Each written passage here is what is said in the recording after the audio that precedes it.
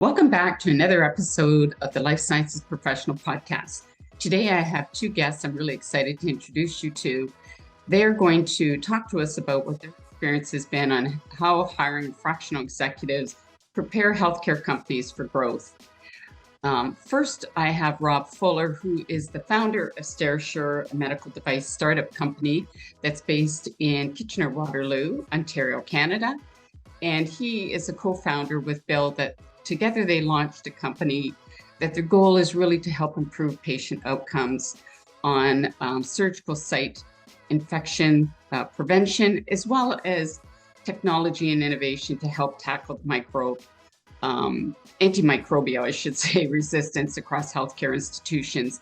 And it doesn't just go across healthcare institutions in terms of acute care and alternate markets, but also dental schools, ophthalmology, aesthetics. Really, their products can help all sorts of healthcare facilities to help prevent cross-contamination and protect both patients and healthcare practitioners.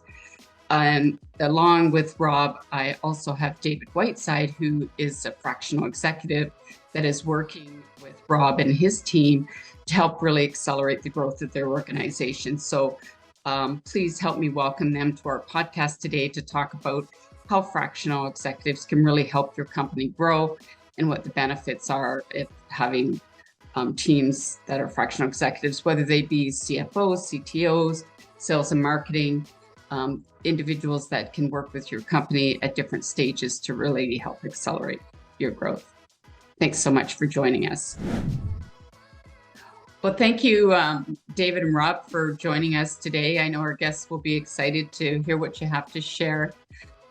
Before we get started, if you don't mind, I'll ask you both just to give a brief introduction so that our guests get to know you a little bit more. Rob, maybe I'll ask you to start if you don't mind. Of course, and thanks for having us here. Very excited to be here. My name is Robert Fuller. I'm the managing director at Sterasure. We are a med device company located in Kitchener-Waterloo. Our primary focus is on antimicrobial technologies for reducing SSIs in surgery and advanced wound care. We have a few products that we've developed in that space, and we launched the company just over about 3 years ago. I've had some experience previously in med device, particularly medical aesthetic lasers, and exited a company before going full-time into Sterasure to focus on the goal of improving patient outcomes. So happy to be here. Great, thanks. David? Good morning, Linda. Thanks so much for having me on your podcast today. This is very exciting. Yeah, I too have been in the medical device world for quite a long time now. Don't want to give away exactly how long, but been quite a while. Yeah, I've worked with many multinationals, including J&J, Medela, Smith & Nephew, Hollister, both in sales and marketing leadership. And right now I'm very involved in a couple of companies. One being Sterasure in sort of a fractional capacity, and looking forward to talking about that with you today. Yeah, great. So Rob, I wondered if you could just share a little bit about Sterasure and sort of how you started to build the organization. You came from, I know, building some other organizations, but really what started the whole journey of you launching Sterasure? And it's quite a unique endeavor since you came from a very different business. And I know you were in aesthetics, but maybe share a bit about that. Yeah, so it was something that I don't really remember exactly how we got into the conversations around this, but I think it was a lot of our internal talk, myself and my co-founder Bill, who really recognized that there was a immediate challenge that we were facing, especially from surgical site infections, antimicrobial resistance. And we had stumbled across this very unique little molecule called hypochlorous. And we started to deep dive into all of its features and benefits, and really were I guess, confused as to why it wasn't more widely used across healthcare. And so one thing led to another, and Bill, my co-founder, has had a long history in med device, started a few companies here in Canada. And so we decided to look at what this would take to launch this into a fully fledged product in Canada, and really now looking at some of the global applications for it as well. So the last few years have been primarily gearing ourselves to get quality management systems, ISO 13485, MDSAP. We've now got Health Canada med device approvals, looking to some other international markets, U.S., U.K., and some others. And we've really started to, with the help of David, to be able to navigate some of the particular nuances of particularly the Canadian healthcare system through GPOs, and really understanding how these products are get evaluated with wound care clinicians, surgeons, physicians in a multitude of areas. And so it's been it's can't believe it's been over 3 years now, but we're very excited that there's some new contracts available, and we're moving very quickly into expanding our portfolio. And so, as your business has been growing and you've gotten it through sort of that Health Canada and managed through all those approval processes, and now, ready to start participating in the contract approval process, which you are right, it's very extensive and convoluted. You found yourself in a situation where you needed assistance, right? And as far as managing through that process and who to talk to, and that's what brought you to David. Is that correct? Yeah. Yeah, it's one of the, I think one of the extreme challenges, especially for healthcare startups in Canada, particularly, is navigating regulatory, going through device approvals through quality management systems, as I mentioned. And then once you get over all of those hurdles, it's then how do you navigate each of these, each sort of silo that there is in healthcare. And wound care is its own beast altogether, outside of anything else you're doing in the OR, or in other areas of the hospital. So we were looking for someone with a lot of experience in that area. David certainly fit the bill. He's had a long history in working with wound care companies, as he mentioned, from multinationals to startups. So has a keen understanding of key opinion leaders in the space, the market access challenges that there are, navigating those GPOs. And so we really look to surround ourselves with individuals who have that experience. And in the early days of startups, it's not easy to bring on full-time individuals that are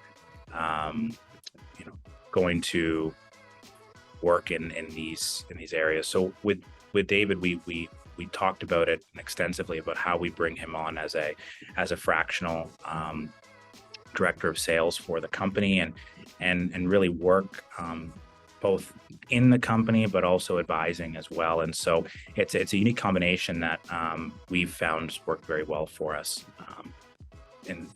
as far. So David, let's chat about that. We've known each other for a long time. Let's say that 20 years for sure, way back when JJ. Yeah. Days, and we did contract staffing with you. I think it was with clinical nurses.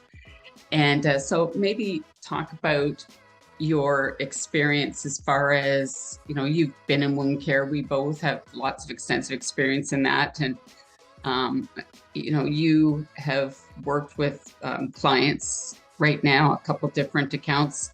You work with a company in the U.S. and now with Rob, but you've worked as a consultant and you've worked fractional. So would you mind explaining for our listeners, what's the difference between consulting with the company and what's the difference being fractional? I think that Sure. that's very confusing for companies, or, they're looking to, do I hire someone as a consultant? Do I hire someone as a fractional consultant? What's the Yeah. difference? Yeah, definitely. I would say a fractional worker is a type of consultant who works for a client on a part-time basis, but usually for a very sort of specific or role or project. This allows the client to have access to expertise, skills, and things that they might not have in-house, as Rob mentioned. And I think that fractional workers are typically more cost-effective, again, as Rob mentioned, than hiring a full-time employee for the same type of role. But I think the biggest difference between a consultant and a fractional worker is that fractional workers often have the ability to become very deeply involved in the day-to-day operations and processes of a client's organization. This allows a fractional person to have a better understanding of the client's needs, and to provide a more tailored and effective solutions. I think that's the big difference. And again, I'm not putting consultants down, but I think fractional folks are like consultants.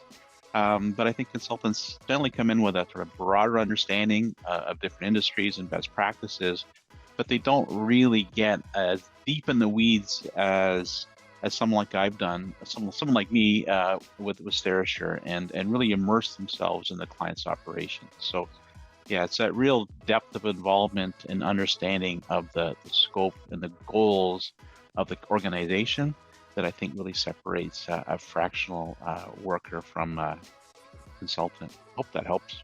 Yeah, I always think of it this way: is consultant makes recommendations, goes in, assesses the business, makes recommendations of systems, processes, just they have expertise in the industry or in a skill set. Where a fractional executive, whether it be CFO, CTO, sales and marketing, they actually work in the business and help the company. They're part of the organization, whether it be 1 day, 3 days, or even 5 days for a period of time. They are part of the organization. They're employed. Think of it as that way, right? As that executive. So that's really more of, when we do fractional recruitment as an example, that's the difference. We were actually looking to hire people for an organization that's going to be employed or part of the company for, say, to help them. Whereas, consulting is just more of providing that, expertise and guidance and assessing and providing that information. That seems to be the biggest difference. Definitely. And fractionals become so much more in demand because there's so many startups like Rob, like what you have, where it's more cost effective. When you bring someone like David in, I'm sure that it provided, and we can talk about this in more detail too, that it's that immediate expertise and respect that you get from the customers when he can open the door for you, right? And that knowledge base that's just right there at your fingertips that you're looking for. So, it'll be interesting to chat some more. Maybe I'll ask both of you this question too, in terms of what advantage that you found bringing David into your business. And, once he did join your organization, what were some of the key things that you found really made the difference of having him as part of your team? Yeah, it's a great question. I think when the first time we met David, we knew right away that he had extremely good relationships that he's kept for his entire career, and so it was apparent that he absolutely knew the right people, but also knew exactly how to launch products in the market. He'd done it for some very well-known products in the past, and so I think the first time we met, immediately we jumped into a whiteboard session, and he's sketching out sort of the history of how these wound care products have evolved over time. And it was a very organic type of conversation. It wasn't, sort of the traditional interview. It was, how do you, what's your experience in this space, and what can you teach us about how we might be able to launch our product that we believe is going to replace some of the long-standing traditional antimicrobials that have been out there. So it's not an easy task to do, and I think finding individuals that have a wealth of experience, have extremely good relationships, and then also know how to navigate the system is very important. And so we've been very lucky, and we see it as an opportunity to continue to work in this way and expand our team, because there's a lot of applications for what we do, and although we're very focused in the acute and non-acute healthcare, still a very large pie of applications. So hope that answers the question. And David, anything that you would add? Yeah, I think, Rob and his partner, Bill Roberts, initially approached me to help Sterasure really gain a deeper insight in the Canadian and the U.S. healthcare market, which I think I understand after so many years. And I was able to get them up to speed on how each of the provinces' healthcare systems work, including acute care, long-term care, and home care. And as Rob mentioned earlier, Sterasure manufactures an extremely innovative product. It's made in Canada solution. And you think that when you launch a made in Canada product like this, that I think could be so impactful to healthcare in Canada, you think the phone would be ringing off the hook, as soon as it hits the market. And unfortunately, it isn't. And it can be quite frustrating, especially when we see the opportunity and we talk to clinicians that really see the power of having a Canadian product. So, even though Canadian healthcare buyers and clinicians say they want to purchase the product, it's not that easy. There's quite a few barriers to entry for a new manufacturer, including customer relationships, KOL relationships, market access, distribution channel knowledge, and just really understanding how to navigate the system. So, Rob being a very intellectually curious guy, and Bill, of course, as well, and both very savvy business leaders, they wanted to quickly understand the best commercial approach to bring their product BIHOCL or BIHOCL PureCleanse, their hypochlorous acid, into the healthcare system. So, I started as a clinician early in the wound care business, and that helps a little bit. But I think I was able to connect both Rob and Bill to the right people very, very quickly. And as you know, in Canada, and even the US, it's all about relationships. So, connecting them with the right folks that can really help them move that business forward is really, really key. So, even though I spend the majority of my time devoted to growing revenue for Equa Corporation in the US, I have a great passion for helping companies like Sterasure, who again could really positively impact patients in Canada. So yeah, I'm able to sort of carve out some time in my week. A lot of times it's the weekends, it's the end of the day, it's early in the morning, sometimes the middle of the day. I'll take an hour to really get into the weeds with customers for Sterasure. But again, this fractional work for me is very fulfilling. I have a real passion for making sure that Canadian companies like Sterasure are successful. So I hope that helps. Yeah. And what do you think it is? Is it just because of like when you talk about, you think that the phone would be ringing off the hook, right? It just, and it is starting to. I'm not saying it isn't now, but it's starting to. But it's, it is surprising to me. Yeah. Well, and with the healthcare companies too, I think the timelines for products to really sort of hit their stride, it's that 18-month, sometimes 24 months. And it really is a longer process. Yeah.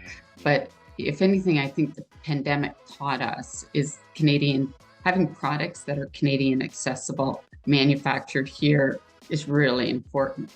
Yeah. And I know a lot of companies that, offshored, weren't being manufactured in the US, weren't manufactured here, didn't have access to our products that, companies like the J&Js and the 3Ms and the Baxters of the world started to look at, we better bring some manufacturing back here. So, when you get companies like Sterasure, if you can have them manufactured here, especially when it comes to protecting the safety, preventing surgical site infection, preventing microbial infections, all those sorts of things for patient care, nurses, everybody. It's just makes sense, right? That's for sure. Now, David, maybe just expand a bit in terms of how you found, being in a fractional situation and adapting to that and coming up to speed quickly. If somebody's considering going into as a fractional executive, have never done it before, what do you think is really key for them to consider? It's not just something people can just jump into. I think it's something that needs lots of thought, experience. What advice would you have for somebody considering going into fractional executive, whether it's sales and marketing or CEO? Yeah, definitely. And like for me, for Sterasure, I was lucky. Rob and Bill, they approached me, and they found me on LinkedIn. They saw what kind of experience I had, which is great. I think for folks who are in sort of this stage in their career like me, I think the key is to reach out to the companies that you're interested in. They could be big ones, small ones. You could have contacts in them, you might not, but really look for areas where you think you can help, and I do that quite a bit now, and because I sort of put myself out there and say, look, how can I help you? I've noticed this technology that you're bringing to market or that you've just launched, and I may be able to help you with some of the nuances of bringing that product to market. I think that's the key, is sort of reaching out to folks and offering your service and your expertise. You're not trying to sell yourself, I don't think. You're really just saying, hey, look, how can I help you move your business forward and grow some revenue? That's the key, I think, to becoming a fractional type worker. Mm-hmm. And Rob, from your experience, having somebody like David, what, besides seeing that he had his knowledge and experience and background, what were some of the key things that you noticed besides him having that experience? If he had just come from a large organization and didn't have any experience working with a small startup or small organization, do you think you would have still worked with him, or do you think there might have been some challenges there? No, I think we certainly would have. There's, the startup world is definitely, it's definitely different, especially when you come from large multinationals and you have budgets that you can go out and spend, and really there's a lot of freedom to go and educate and put on seminars and all of these things. And as a small company, you have to be very creative and agile and lean in the way you manage this, and especially in the healthcare world, because everything is so expensive. It's not just launching a software product and throwing a minimum viable product out there. There's a lot of clinical evidence and research and the right people to be speaking about and using your product. So there's definitely nuances to that world, and I think David, having experience there, sort of new coming in, but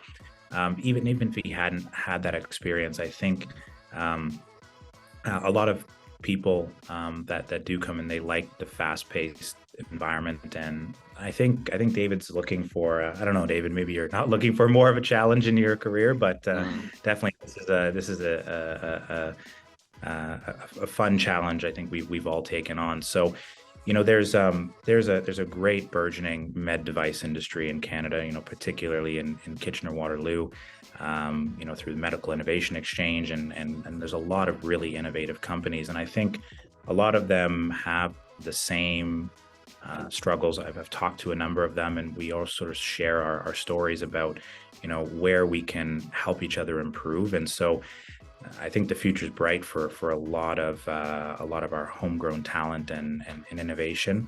And I think a lot of those companies, would benefit from individuals like David who have that wealth of experience and are looking for some of these new challenges and really helping to grow homegrown companies. Mm-hmm. Yeah. And I think your point that you're making there in terms of really understanding the nuances of a startup, the challenges they have, the limitations that you can have in terms of funding and access to resources. So somebody that's had those experiences, because I know when I've worked with fractional leaders and also interviewed individuals that have been in the roles looking for a new one, some of the challenges they've had is if they've come from large organizations, never worked with startups, they really have difficulty. And because they don't understand what the growth challenges that they're going to face when they work with startups. So, working for multinationals is totally different. But not to say people can't adapt, they can, but it really limits both parties when they're working together, that's for sure. So how did you know, Rob, that fractional was what you were looking for? Did you just fall into that? Or were you thinking, we want to look at fractional executive to help us move to the next stage? Was that something you thought of? Yeah, I don't think we really identified it as such at the time. It wasn't, that wasn't really our conversation. It was more around where can we work together, and David really likes to get in and roll his sleeves up and get his hands dirty in the day-to-day. And so that was completely different than what I had experienced working with, as you mentioned before, consultants in that role. And so it was really sort of an organic process. And as things began to develop, it became more clear to us that this was really, a fractional role and something that worked, and we really aligned ourselves with, because I think especially when you're part of a small company, it's important for anybody working for you to really understand the entire structure and really have an intimate knowledge of how things are run, operated, the goals of the company, and to be very transparent and I think upfront about where you are in your growth trajectory and the challenges that you're facing. And so sort of having that trust, that communication, and feeling good about the person that you're working with, having a good relationship, they're sometimes the intangibles that are more important in some cases. So you sort of take it as a whole, but we definitely sort of grew into this, I would say, organically, and now we see the value of having and aligning ourselves with those type of people. So, and so as you expand and you become larger, would you use a fractional CFO, CEO? Would you go down that path as you're continuing to grow and look at that as a cost-effective way to grow your business? Would you recommend that, or even consider Absolutely. doing that? Yeah, absolutely. Because there's certain skill sets where certain people, again, may be at a stage in their career where they're not looking for something full-time, but can offer a company, and the needs of both have to meet. And so for us, we see a lot of value in continuing to grow and work with whether it's executive or even key opinion leaders or medical advisors who've had long careers and a lot of experience and had a lot of podium time. Those are the way we continue to see ourselves not just grow the company, but also grow a lot of the R&D and innovation that we're working on. So it's worked very well for us, and we've been extremely happy with the way things have continued to progress. So it's interesting. The fractional executives was in the IT space. It has been very popular in terms of the startups, and it's been something that in the medical space hasn't been used as much. and we're seeing, an upswing of that. And, I don't know if that's in relation to the upswing of the medical startups, but you can see that it's becoming more acceptable, and they can really see the cost effectiveness of it. So, I think it's great to be able to share your experience and to talk about, the benefits, and as you're growing. As far as other types of roles that you've hired in your organization at this point, I think we talked earlier in terms of sales. They've been contract roles. Like, how have you scaled other roles within your organization at this point in time? Yeah, we've done a little bit of everything. We certainly work through on the sales side. We've worked through independent agents, again, that have worked for large private and multinational med device companies, capital equipment, consumables, and so on. And we're now in the process of trying to add additional advisory board in that way, where again we're looking for the type of individuals that want to be involved in the company and working to grow it. So that's sort of the next phase for us is starting to align ourselves with those individuals. And I think everything is always everything happens so quickly. So you're identifying what your needs are sometimes in real time, and as the market changes, and as new R&D and devices get approved, it's what's on the roadmap for doing that. And you just through networking alone, you start to meet people that you can identify are could be really key resources for you as you continue to grow. So I know that was a little bit of everything in that answer, but that's good. No, and I think to your point in terms of the organizations that you can associate yourself with, like what you talked about earlier, I think that's when it is important. You've got to help each other, learn from each other, share resources, reach out to others. One of the things that I wondered if you and David could elaborate on too is, as working together, making sure that fractional executives you bring into your organizations, that you're successful working together. It's like anything, whether you have employees or consultants. But what would you recommend to startups that are bringing fractional leaders into their organizations to make sure that they work effectively together? Because sometimes, how fast, and you've mentioned it before, things move so fast. You want to make sure that relationship is an effective working relationship. So what tips would you give, both of you, if you could comment on that, to make sure that relationship is strong, effective, and that you do get out of that relationship what you're looking for? David, you want to start? Yeah, I think the most important thing is level setting on expectations. I think between the organization and the fractional worker, we have to find a better name than that. But really aligning on what's expected between the two, because if your expectations are out of sync, then that's when miscommunication starts. That's when things don't go as planned. And with entrepreneurs such as Rob and Bill, and I'm being fortunate to work with some great ones.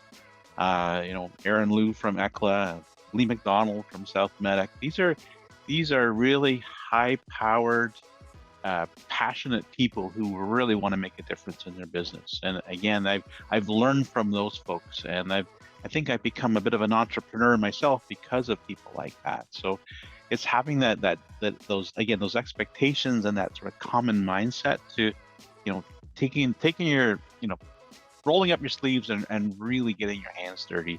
I think that's probably the most important thing to have in common between a fractional worker and the organization they work for. Mm-hmm. I guess it's, to add to that, it's the company understanding what their path to market is.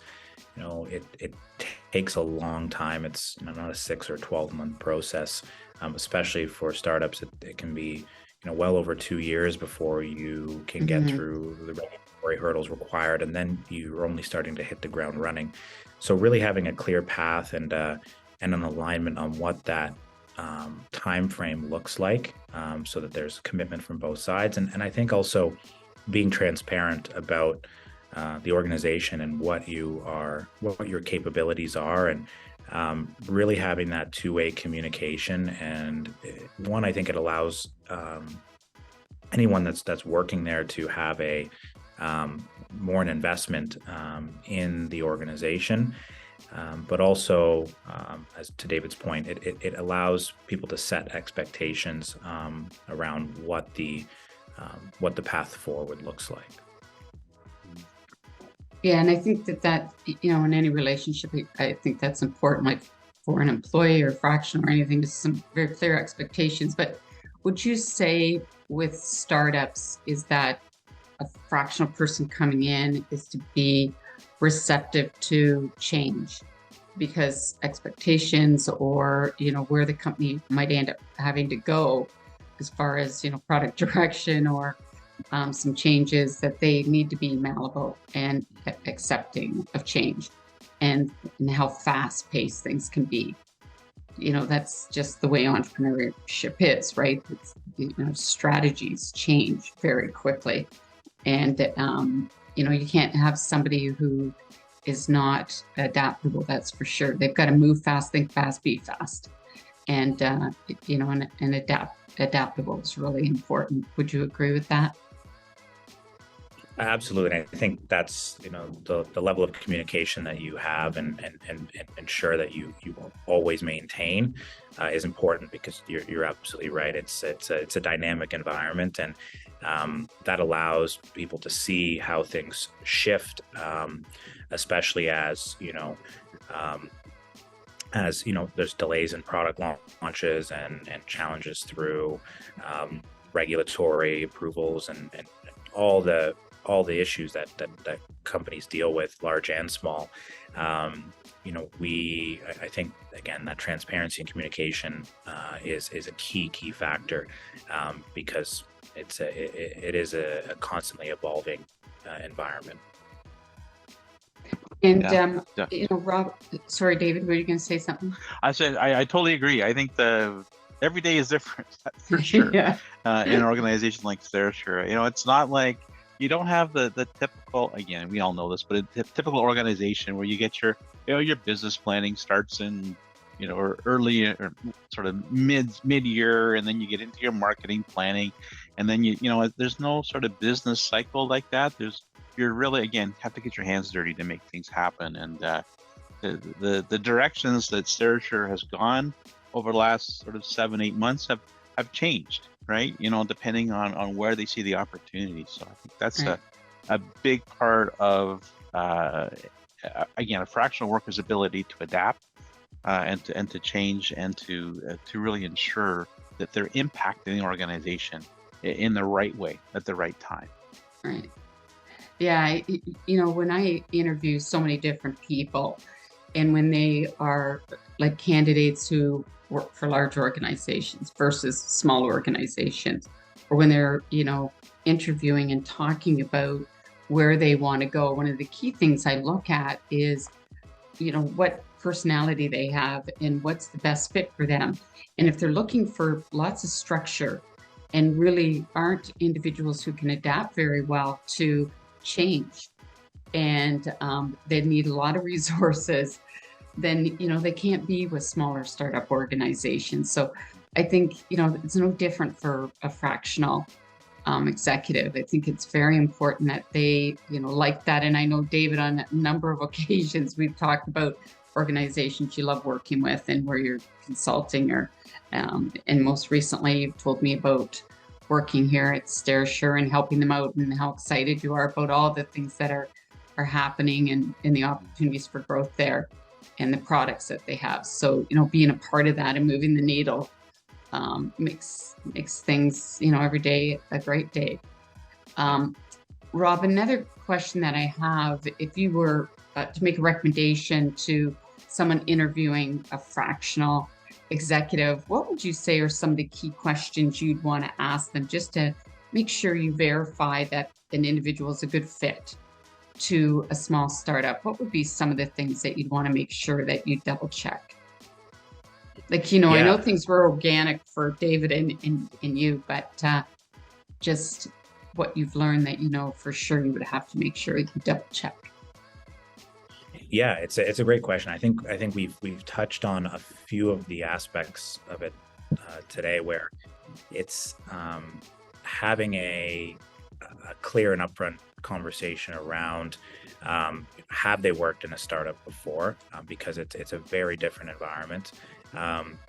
What have they done to help launch products in the Canadian market and or internationally, depending on where the organization may be focused, and really digging into the details surrounding that. What aspects of those product launches and sales activity did they really own and manage and were responsible for, down to key relationships that might be very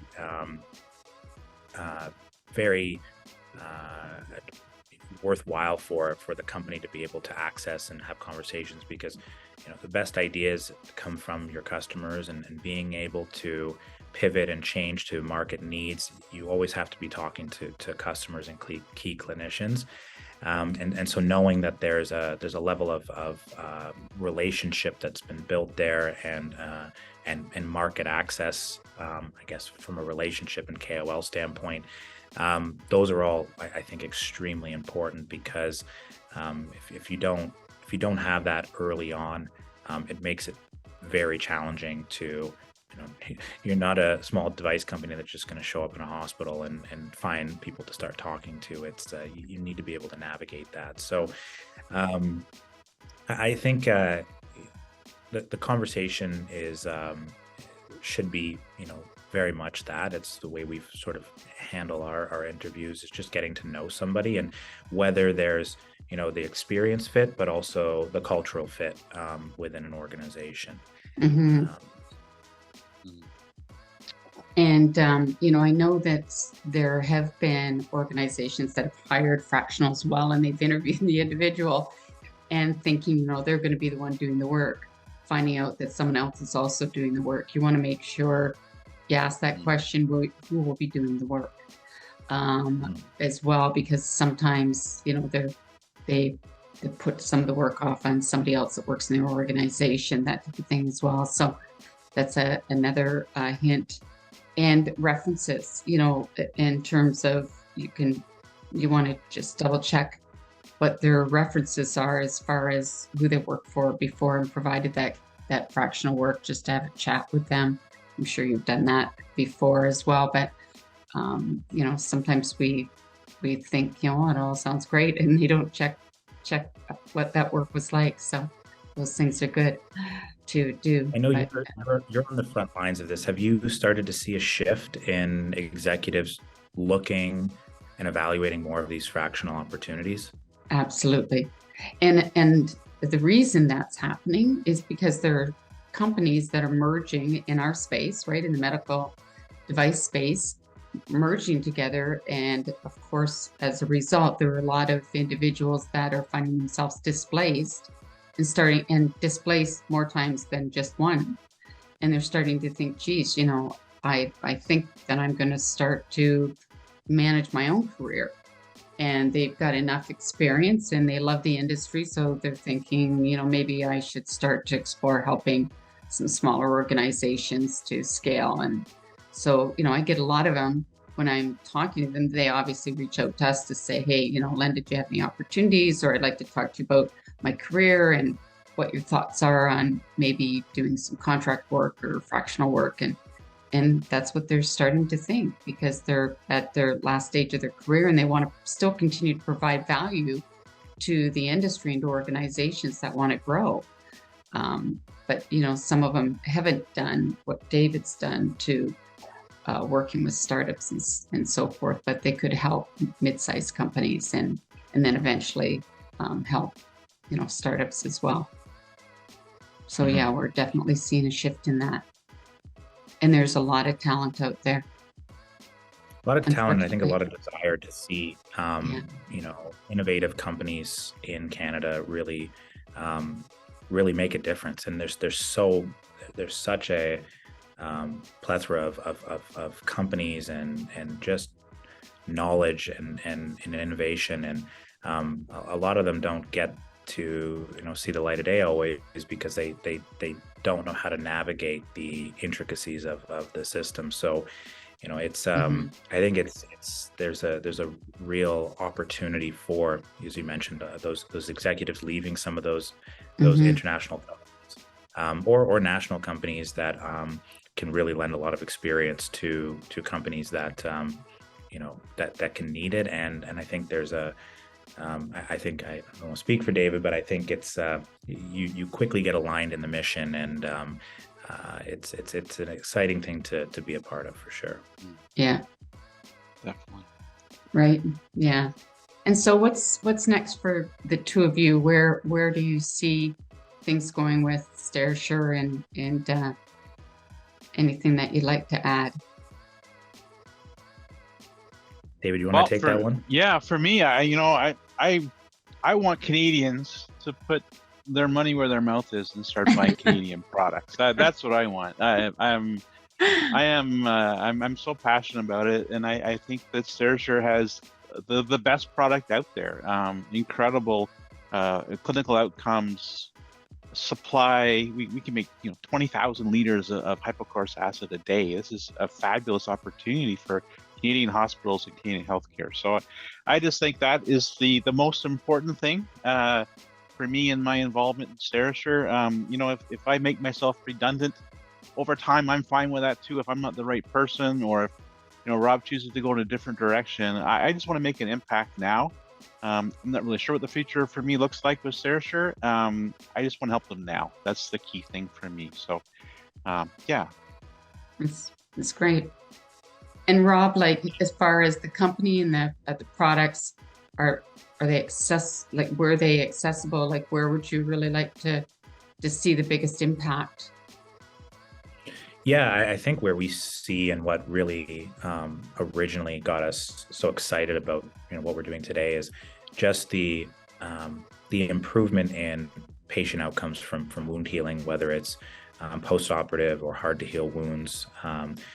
There's many cases where some of these patients have been stuck with these chronic diabetic foot ulcers, venous leg ulcers for many years, and they've not really progressed. And we're starting to, nurses and clinicians are starting to finally see some of these challenges resolve themselves. And I think as we move into the future, it's only going to become more prevalent. The World Health Organization is talking about significant fallout from antimicrobial resistance and surgical site infections, and it's a really pressing problem that we feel we're in a place to at least in some way help to deal with.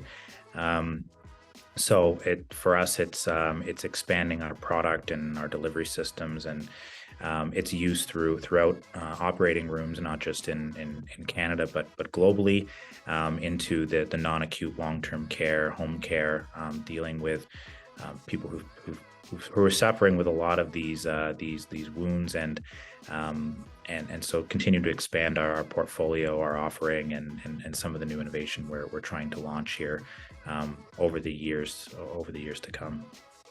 Yeah, it's I started my career with Smith & Nephew, launching the Intrasite gel and the Aleve, and was with KCI with the wound vac. So, and the beds and stuff. So I go way back with wound care, and it's shocking to me that, years later now, we're still having all these issues with the, diabetic ulcers, and whether it be in long-term care facilities, acute care facilities, everywhere, that we're still where we were then.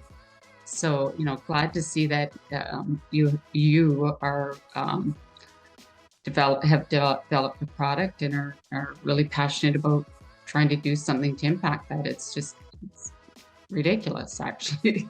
So, and I'm glad it's a Canadian product as well. So I'll be excited to follow you and to see where we go from here. And thank you so much, both of you, for being a guest on our podcast today. And I'm sure our listeners will be very excited to hear what you've had to share. So good luck. Thank you.